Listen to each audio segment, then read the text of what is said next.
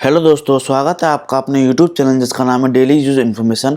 तो आज का जो हमारा टॉपिक है वो आपको टाइटल से देख के पता चल ही गया होगा, पर मैं आपको एक बात क्लियर कर देता हूँ कि ये जो डेट एक्सटेंड हुई है वो करंट ईयर की नहीं हुई है, 2021 की नहीं हुई है, ये असेसमेंट ईयर 2021 की हुई है, मतलब कि फाइनेंशियल ईयर 2021 की। और वो भी क्या हुई है कि जिन्होंने अपनी असेसमेंट ईयर 2021 की रिटर्न ई वेरिफिकेशन, यहाँ देखिए, ये ई वेरिफिकेशन नहीं कराई है और क्या कहते हैं, और उसको कोरियर से भी क्या कहते हैं हम बेंगलोर नहीं सेंड किया है, उनके लिए ये जो डेट है वो एक्सटेंड कर दी गई है और वो 28 फेब तक अपनी कॉपी भेज सकते हैं, हार्ड कॉपी या आधार कार्ड से उसको वेरीफाई कराना है या फिर ओटीपी से, जैसे भी वो नेट बैंकिंग से थ्रू या जैसे भी कराना चाहते हैं करा सकते हैं।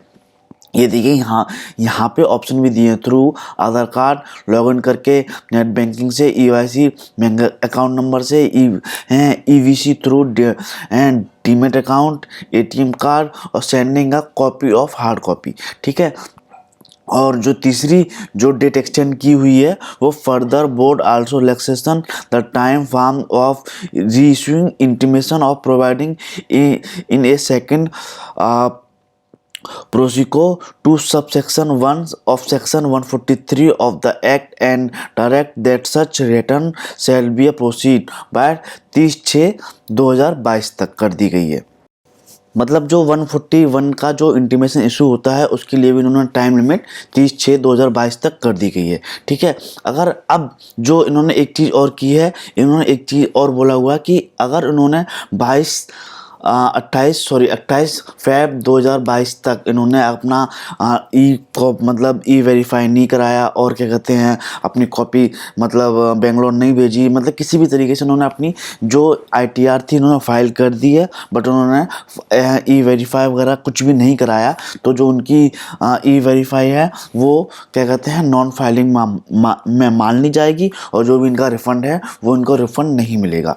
तो अगर आप ये सोच के बैठे हो कि करंट ईयर की ड्यू डेट एक्सटेंड हो गई है, जीएसटी की भी और क्या कहते हैं इनकम टैक्स की, तो वो अभी तक नहीं हुई है, ये केवल प्रीवियस ईयर की हुई है, असेसमेंट ईयर 2021 की। तो ये थी एक छोटी सी जानकारी आप लोगों के लिए। मैं आपको एक बार फिर से बोल दे रहा हूँ, ये जो एक सर्कुलर आया था 28 दिसंबर 2021 को, वो क्या कहते हैं असेसमेंट ईयर 2021 को की जो रिटर्न थी पेंडिंग वेरिफिकेशन और कुछ और वो अदर्स की, वो क्या कहते हैं डेट एक्सटेंड कर दी गई है, 28 फेब कर दी गई है। 141 का जो इंटीमेशन है उसकी क्या कहते हैं 30/6 कर दी गई है। और अगर आप रिटर्न वेरीफाई नहीं कराते हो तो आपका रिटर्न उसको वो खारिज कर देंगे, फिर आपका जो भी रिफंड होगा वो आपको नहीं मिलेगा। तो आशा करता हूँ वीडियो आपको अच्छी लगी होगी, समझ में आई होगी। इनकेस आपका कोई डाउट बनता है इस कंसर्न को लेकर तो आप मेरे से कमेंट करके पूछ सकते हैं। आप मुझे इंस्टाग्राम पे भी फॉलो कर सकते हैं, मैं वहाँ भी एक्टिव रहता हूँ।